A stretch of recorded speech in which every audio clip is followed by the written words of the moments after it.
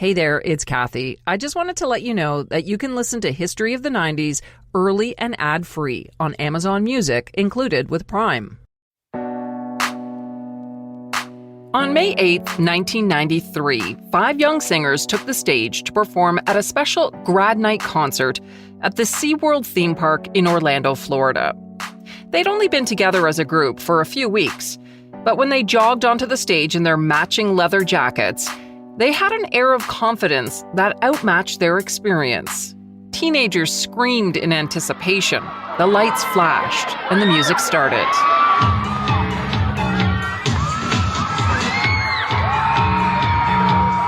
The 5 young singers began their debut performance with an up-tempo cover of the classic Temptations song, Get Ready. They were looking more Motown than O-Town.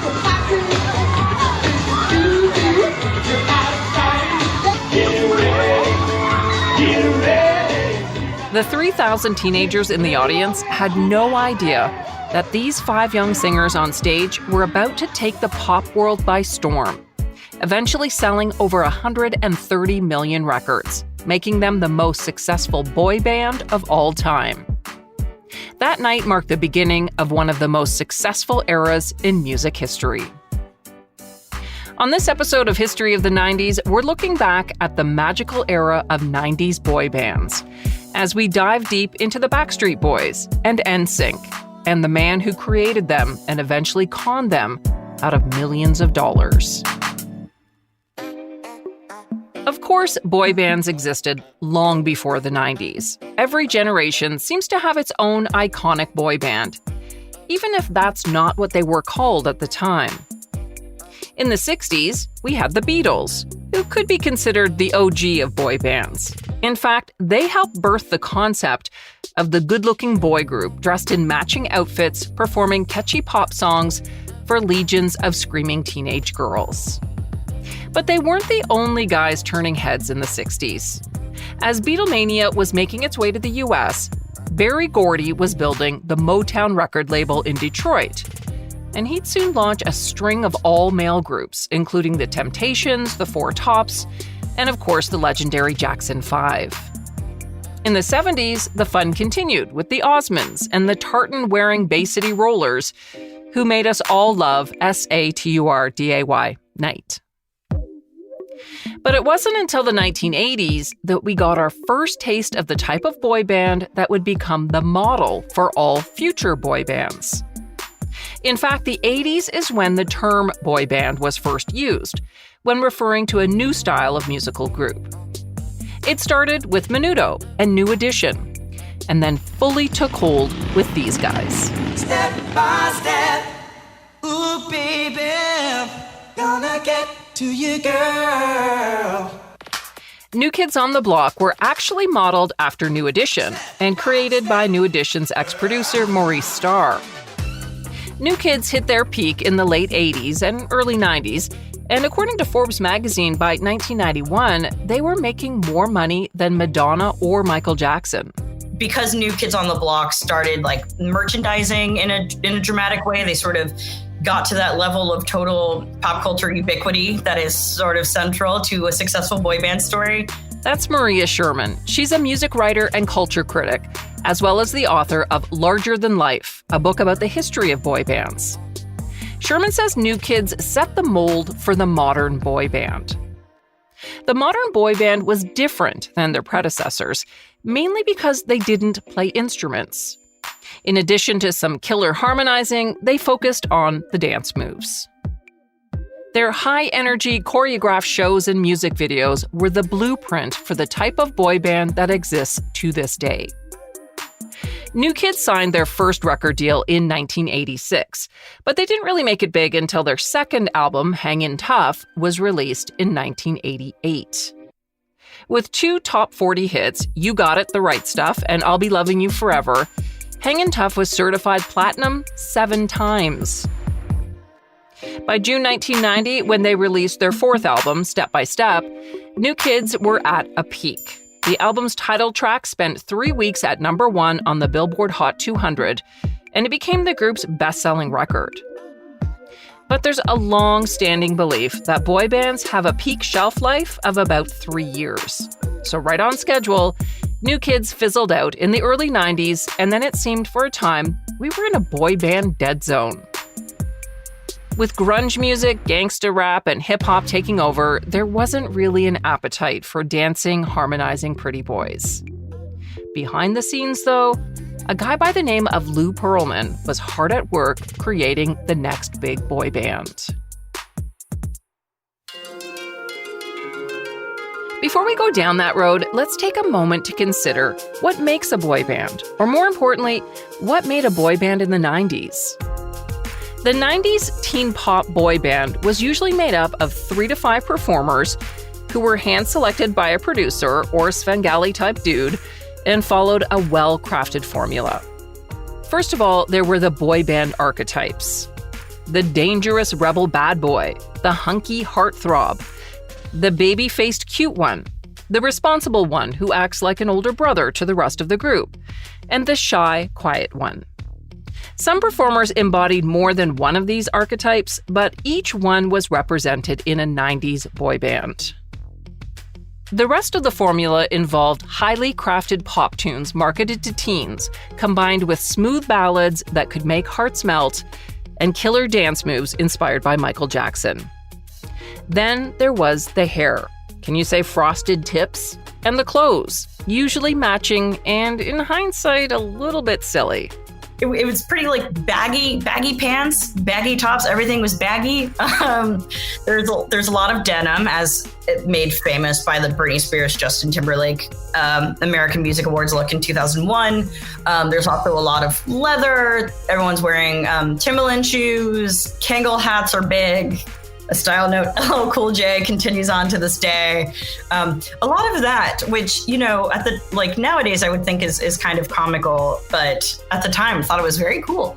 Most importantly, there is the fan base. This is critical.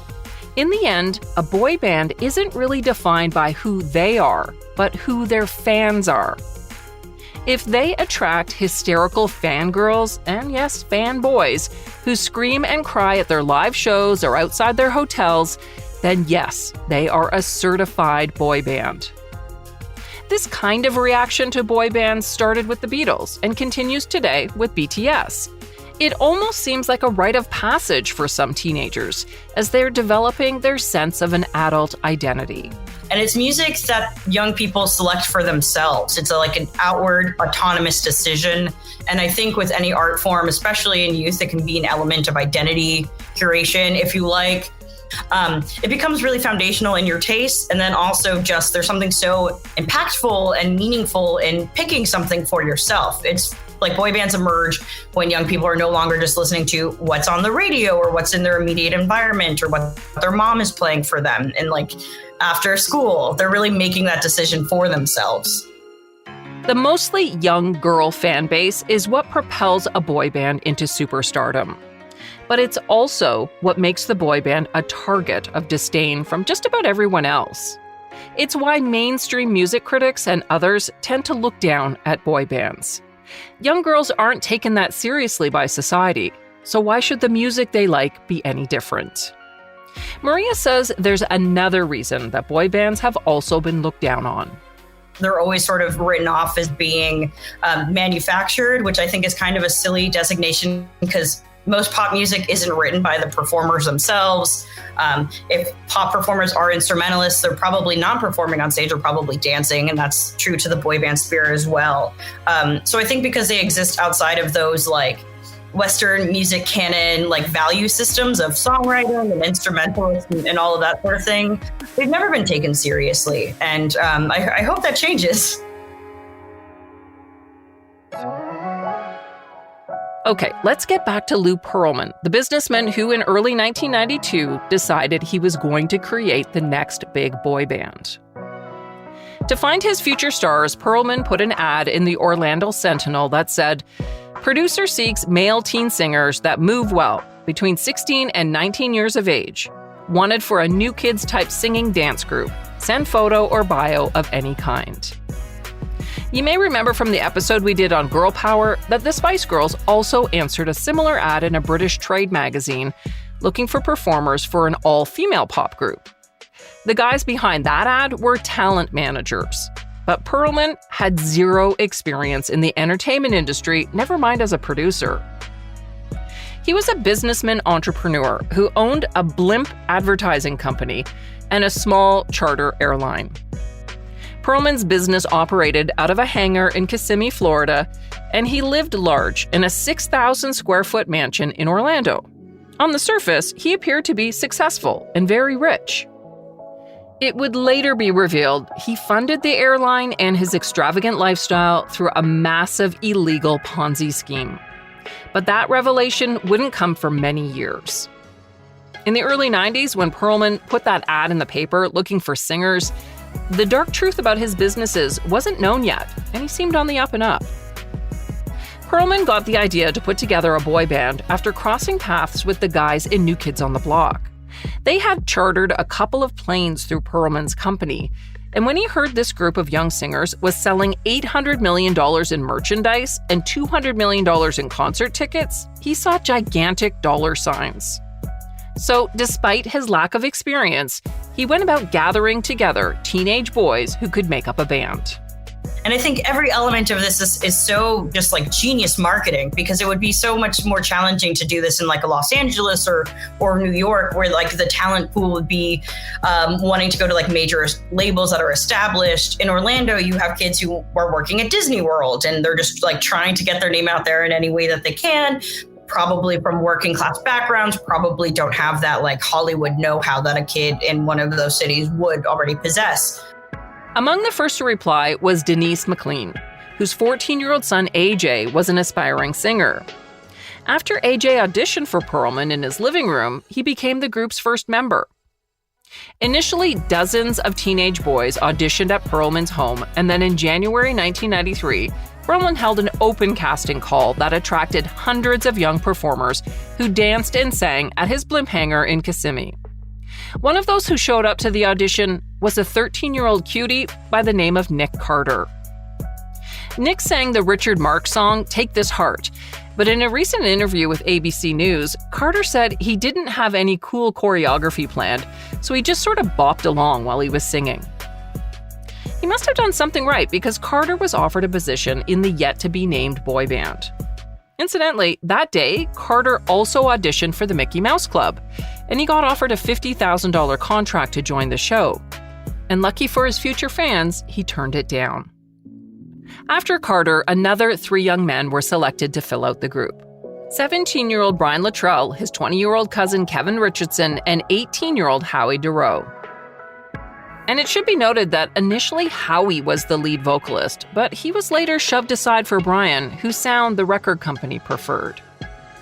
With the group assembled, Pearlman came up with the name, the Backstreet Boys, which he said was a nod to Orlando's Backstreet Flea Market. After just a few weeks of practice, the guys got matching haircuts and matching outfits, and then in May 1993 performed at their first live show at that grad night party at SeaWorld that I mentioned off the top. Here's a clip of the guys right after they got off stage. What's up, guys? Hey, come here. All of us after our very first real public exposure. SeaWorld, grad 983! Yeah! Thank you! Wait. We feel good. Good response. We're happy. We're never going to forget where we came from. That's Kevin saying, "We're never going to forget where we came from." Like he already knew the journey they were about to take into superstardom. After the show, Lou Pearlman sent a tape of the performance around to people in the industry. It caught the eye of Johnny Wright and his then-wife Donna, who were the road managers for New Kids on the Block. After watching the tape, the Wrights were convinced the boys had something special and joined Pearlman's team. Pearlman set the guys up in a house in Orlando, and for months they practiced singing and dancing in his overheated blimp hangar in Kissimmee. Then Wright convinced Pearlman to send the boys out on a tour, performing at middle schools and high schools, sometimes playing 3 shows a day in 3 different schools.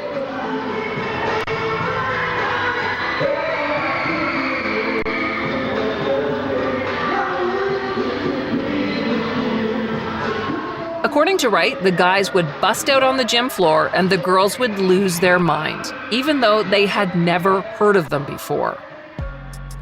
Initially, Backstreet Boys had a hard time getting a record deal. Radio was still all about grunge and rap.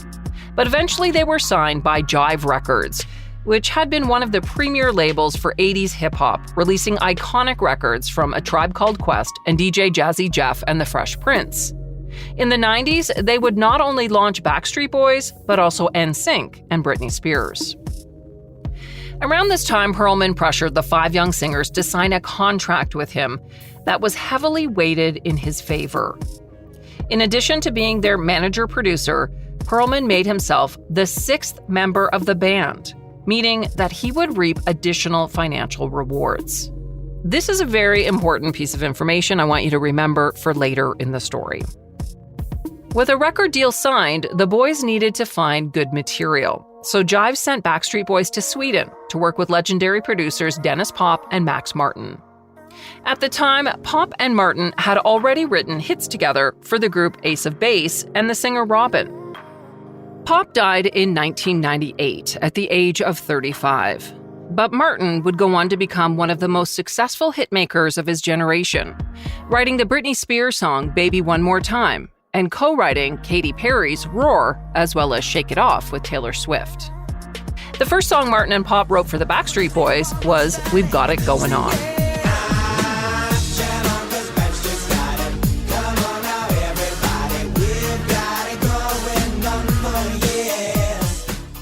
The song was a huge hit in Europe, especially Germany, which seems to have a special affinity for boy bands.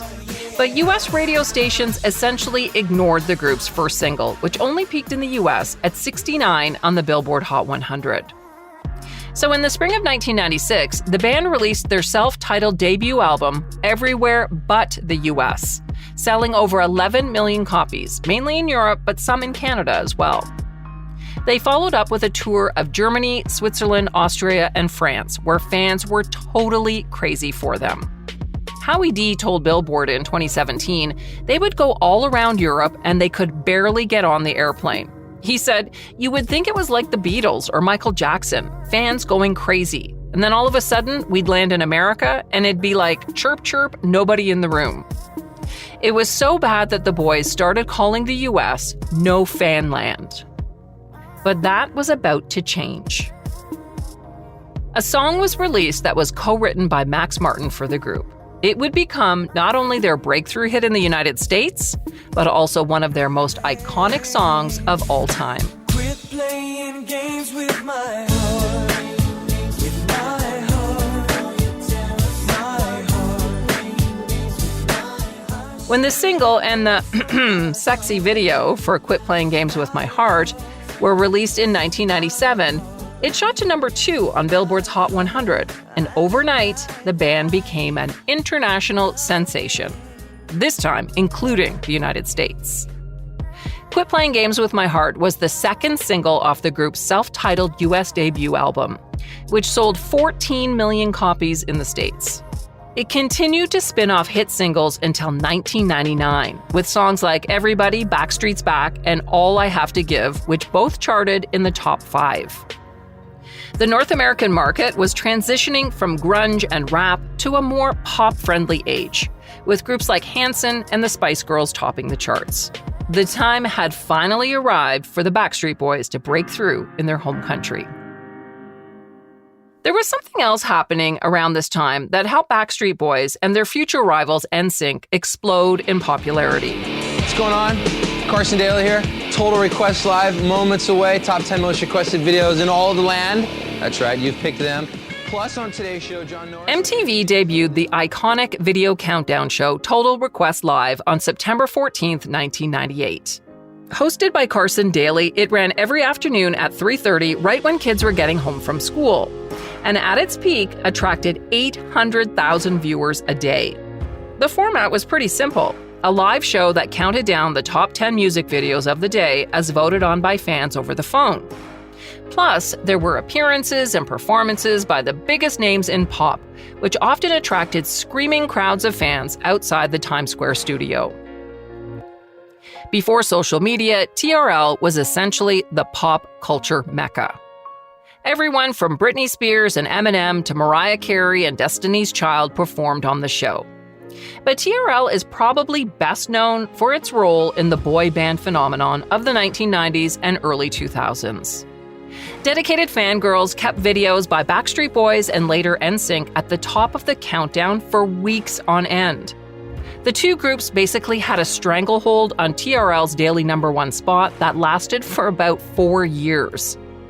Eventually, TRL producers had to invent a rule that videos that spent 65 days at #1 were retired in order to allow other acts and their fan armies to taste victory. The band that would battle it out with the Backstreet Boys on TRL was another invention of Lou Pearlman.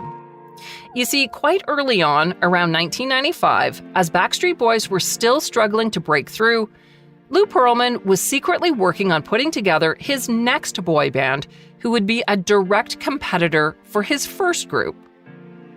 Pearlman told The New Yorker in 2014 when he created NSYNC, he did so quite strategically. He said, "My feeling was, where there's McDonald's, there's Burger King, and where there's Coke, there's Pepsi. And where there's Backstreet Boys, there's going to be someone else. Someone's going to have it. Why not us?" The first person to join the new group was Chris Kirkpatrick. He was part of a doo-wop group that sang at Universal Studios in Florida, and the story goes that after Pearlman watched Chris perform at the park, he told the young singer he would finance a group if Chris could find other members to join him.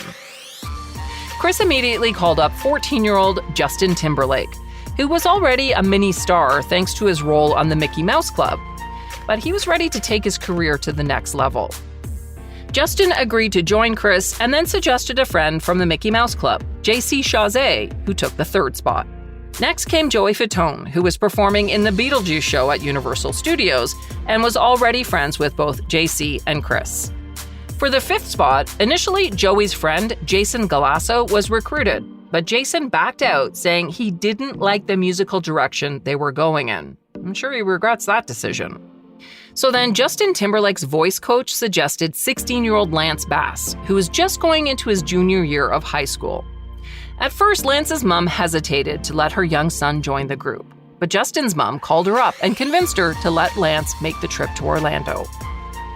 With that, it was official. On October 1st, 1995, NSYNC formally became a group.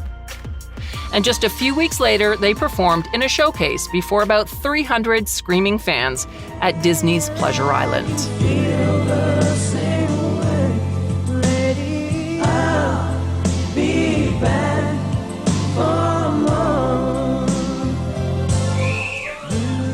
After the showcase, Pearlman put the NSYNC members into a boot camp with choreographers, voice lessons, and tutors, just like he had done with the Backstreet Boys.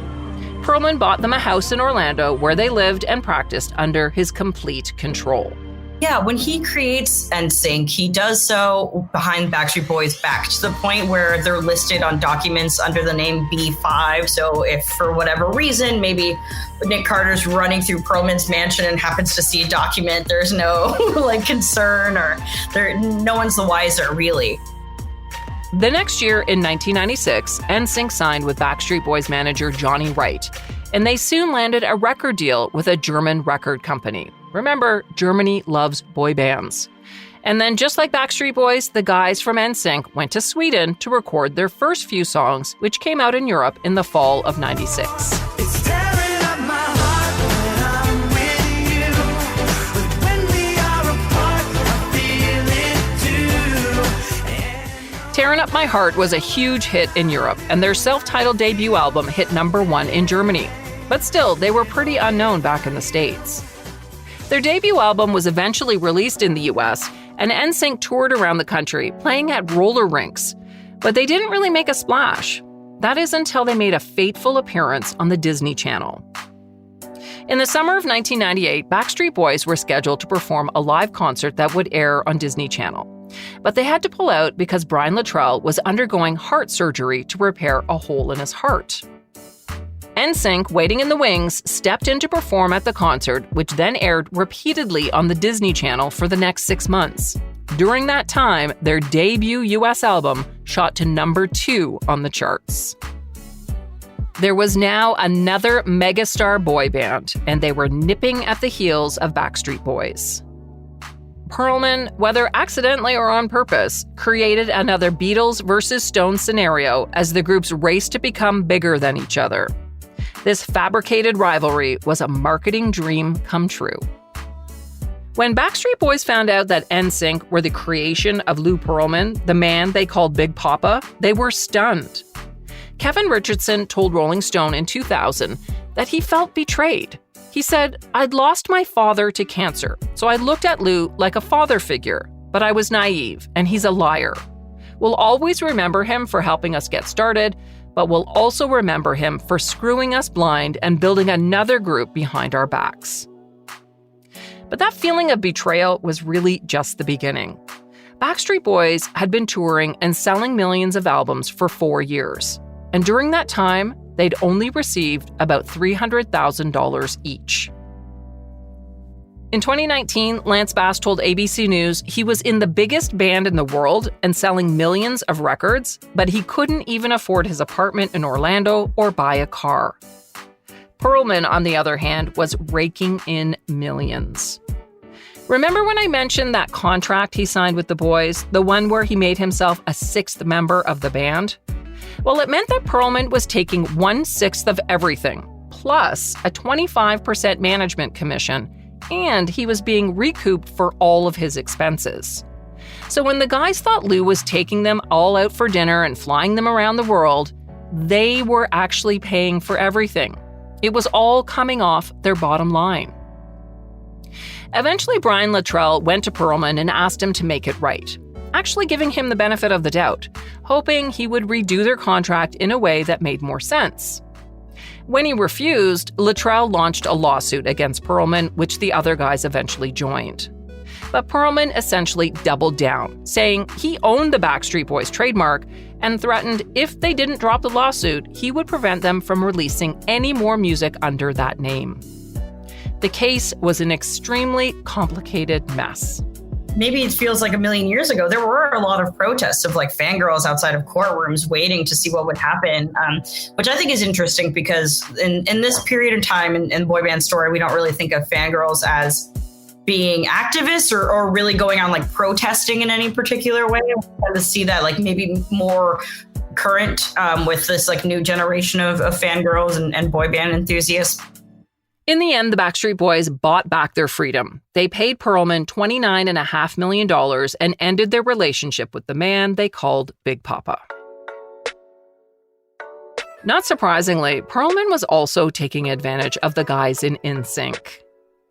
During 2 years of endless touring and promoting their debut album, Pearlman covered their housing and food costs, but he only paid them a $35 daily allowance. Initially, the band was okay with that because they all assumed at some point there would be a big payout. In 1998, they thought that moment had come when Pearlman flew the group and their families out to Los Angeles for what he called a check presentation ceremony and a celebration dinner at a fancy steakhouse. They went into the dinner thinking that they were about to become millionaires. Lance Bass recounts the scene in a documentary he produced about Lou Pearlman called The Boy Band Con. He says, "I open up the envelope, I see the check, and oh my gosh, my heart sunk. I couldn't believe the number I was looking at. The check was $10,000. And not to sound ungrateful, but when you compare it to how many hours we'd put into the group for years, it didn't even touch minimum wage at all." After the dinner, the guys had an attorney look over their contract, which he told them was the worst contract he'd ever seen in his entire life. What's the lesson here, kids? Always read the fine print. Anyway, what matters is that NSYNC discovered that Pearlman had made himself a sixth member of the group and was raking in management fees and recoupments on top of that, just like he did with Backstreet Boys. The good news is the lawyer found a small loophole in their contract, which allowed the guys to end their relationship with Pearlman without paying him any money. Big Papa tried to sue the guys for breach of contract and again said he owned the name NSYNC. Finally, though, in 1999, they were given the right to control their name and were released from Pearlman's clutches. After Backstreet Boys and NSYNC broke free from Lou Pearlman, their careers, which were already on an upward trajectory, exploded into the stratosphere. In 1999, Backstreet Boys released Millennium, their first #1 full-length album and one of the biggest-selling albums ever. It featured a string of soon-to-be classics, including I Want It That Way, Larger Than Life, and Show Me the Meaning of Being Lonely. At the turn of the century, the Backstreet Boys were not only the biggest boy band on the planet, they were possibly the biggest boy band of all time. Here they are performing at TRL, a 2-hour show that completely shut down Times Square.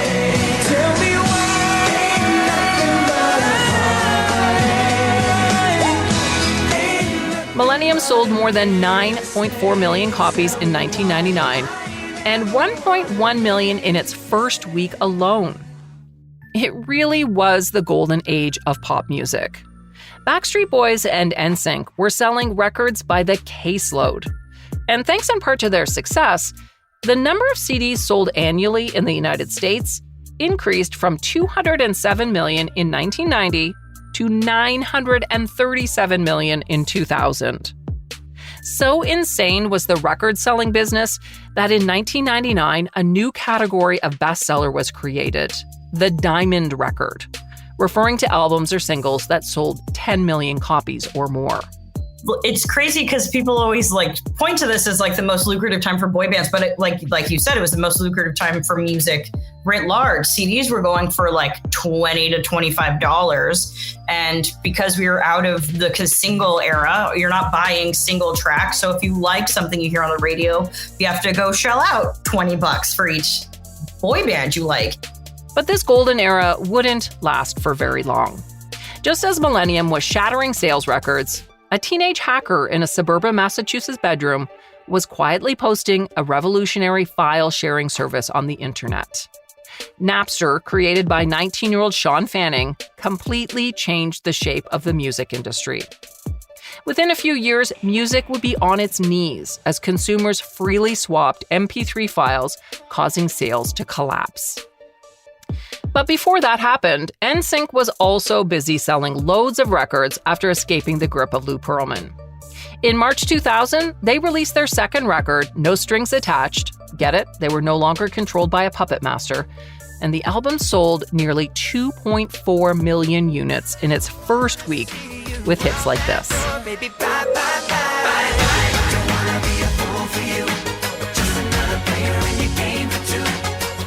Now, I should take a minute to acknowledge that Backstreet Boys and NSYNC weren't the only boy bands of the 90s. Their success, and in particular their early success of Backstreet Boys, led to a string of copycats in the US, like 98 Degrees, B2K, and the Lou Pearlman creations LFO and O-Town. The latter was created during the ABC MTV reality television series Making the Band. There was also the English boy band explosion that operated independently from what was happening in the States. The massively popular group Take That was formed in 1989.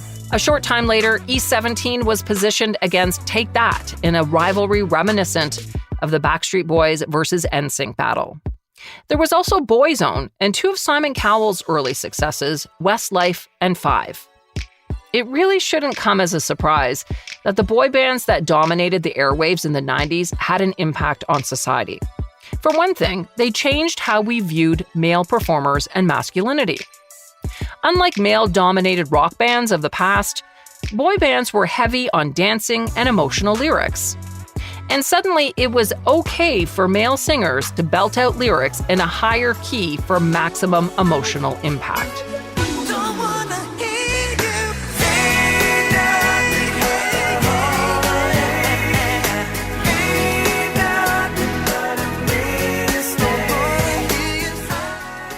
Something more typical for female singers. Guys in the past had relied on wicked guitar solos to express their deepest feelings. Like all teen movements, the stars of the 90s and their fans eventually grew up. In 2001, NSYNC released another album, Celebrity, which sold nearly 2 million copies in the first week. Then they went on hiatus in 2002, which eventually turned permanent due to Justin Timberlake's breakout success as a solo artist. The Backstreet Boys released their fourth album, Black and Blue, in 2000, which sold 1 million copies in the first week and kicked off a successful tour.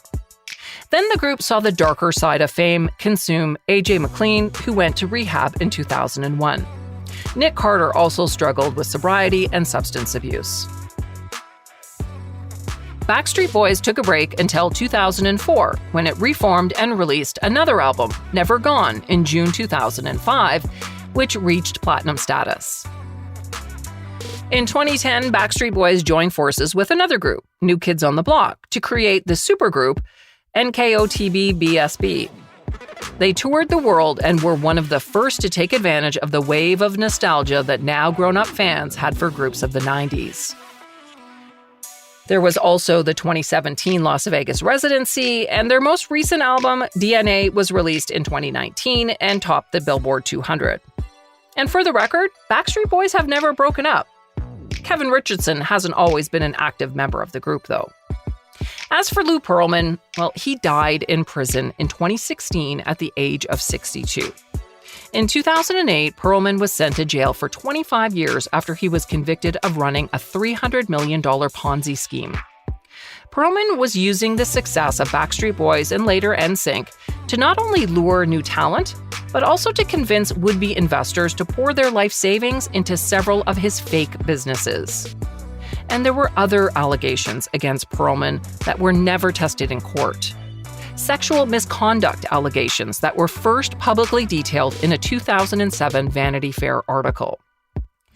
The article, entitled Mad About the Boys, outlined a series of accusations that Pearlman was cultivating boy bands to curb his own sexual appetite. It stated that the first allegations of inappropriate behavior involving Pearlman appear to have surfaced back in 1997 or 98. One incident centered on the youngest of the Backstreet Boys, Nick Carter, who in 1997 turned 17. Neither Nick Carter nor his parents, Robert and Jane Carter, will address what, if anything, happened. Pearlman was never charged and denied all the allegations. Nick Carter himself, in recent years, has been embroiled in his own allegations of sexual misconduct. In 2017, Carter was accused by Melissa Schumann of raping her more than 15 years ago when she was a member of the girl group Dream. Carter denied the allegations, and prosecutors in Los Angeles chose not to pursue the case because the statute of limitations had expired. Since the 90s, boy bands have come in all different forms, from Blink-182 to the Jonas Brothers and One Direction. And now, of course, there's K-pop and BTS, which have taken boy bands in a new direction. But the major difference, of course, is that they're primarily recording in Korean. And we've never seen like global ubiquity with a boy band that didn't perform in English, which I think is really exciting and sort of speaks to this new generation of young people that is curious about other cultures and languages in the world. And it makes me so excited. In a time when nothing seems certain anymore, it's nice to know that some things do stay the same. Like it or not, there will always be boy bands, and there will always be teenagers who love them. Thanks for listening to this look back at one of the defining eras of the 90s. If you want to go further down the rabbit hole, I highly suggest you check out the 2015 Backstreet Boys documentary called Show 'Em What You're Made Of, and the 2019 doc about Lou Pearlman called The Boy Band Con. And of course, Maria Sherman's book, Larger Than Life. It's filled with fun boy band facts and gorgeous illustrations.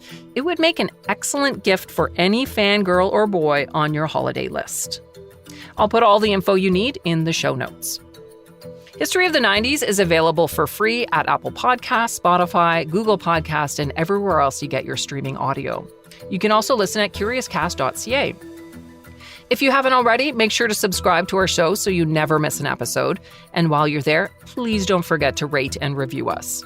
You can also go back and check out some of our older episodes, like episode number 6, which takes a look at the Spice Girls and girl power in the 90s. If you've got an idea for a show, I'd love to hear from you. You can find me on Twitter at 1990s History. I'm also on Instagram and Facebook. And you can also email me at 90s@curiouscast.ca. That's 90s@curiouscast.ca. This episode was hosted and written by me, Kathy Kinzora. Dila Velasquez is our producer, and sound design and final production was by Rob Johnston. See you next time for more history of the 90s.